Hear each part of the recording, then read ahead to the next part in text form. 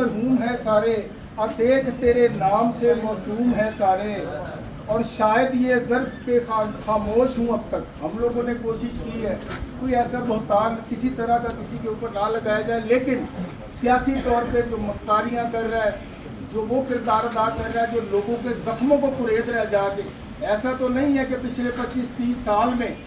کسی بندے کو کوئی زخم نہ ہو، کبھی نہ کبھی، لیکن کوئی خوشیاں ساری چھوڑ کے اچھے کام چھوڑ کے کوشش کی جا رہی ہے کہ اس زخم کو کرید کے اس کو تازہ کر دیں۔ یہ اس انسان کے لیے ہے کہ قصے جو میری الفت کے مرحوم ہے سارے، اور دیکھ تیرے نام سے موسوم ہے سارے، اور شاید یہ ظرف کے خاموش ہوں اب تک، ورنہ تو تیرے عیب بھی معلوم ہے سارے۔ میرے دوستو،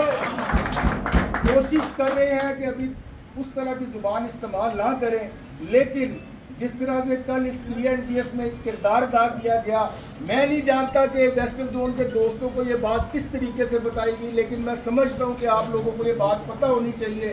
کہ کل ہمارے ایک نمائندے پبلسٹی سیکرٹری جناب وسیع حیدر کے سر کے اوپر ایک فلیکس لگا دی گئی جو اپوزیشن کی تھی۔ فلیکس لگانا ہر کسی کا حق ہے، وہ کہیں بھی لگائے، لیکن میں جب اوپر آیا میں نے دیکھا کہ پورے ڈپارٹمنٹ میں یہاں کے لوگ گوائے کہیں فلیکس نہیں تھی، صرف اس کے سر کے اوپر تھی، کیونکہ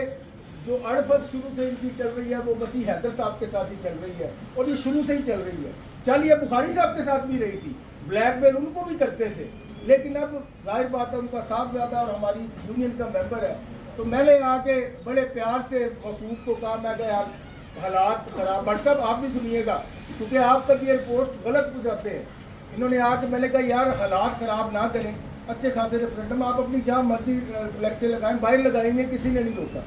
لیکن اگر ایک بندہ نمائندہ ہے اس کے سر کے اوپر فلیکس لگائے اور وہ نہیں چاہ رہا تو مہربانی کر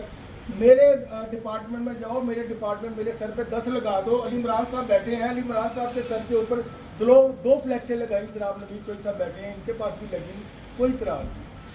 تو انہوں نے کچھ ایسی بات کی کہ جو ناگزیر تھی، نہیں کہنی چاہیے تھی، جو میں یہاں پہ ہاؤس میں کھڑے ہو کے کہہ نہیں پاتا اس چھوٹے سے بچے کو جو کل کا بچہ ہے۔ اس بات پہ تھوڑی سی تو میم ہوئی، لیکن آپ مجھے صرف یہ بتا دیں کہ 95-96 کا کوئی بندہ 50 سال سے کم عمر کا نہیں ہے، بچے ہیں، نیا خون ہے، ہم بھی اولاد والے ہیں۔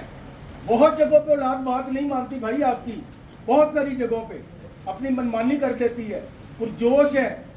طاقت میں ہے ہمارے ساتھ۔ اگر کوئی ایک بندہ کسی سینئر بندے کو کوئی ایک چھوٹی موٹی کو لان تان کرتے تو گالی دیتے تو ہمارے پاس کیا رہ جاتا؟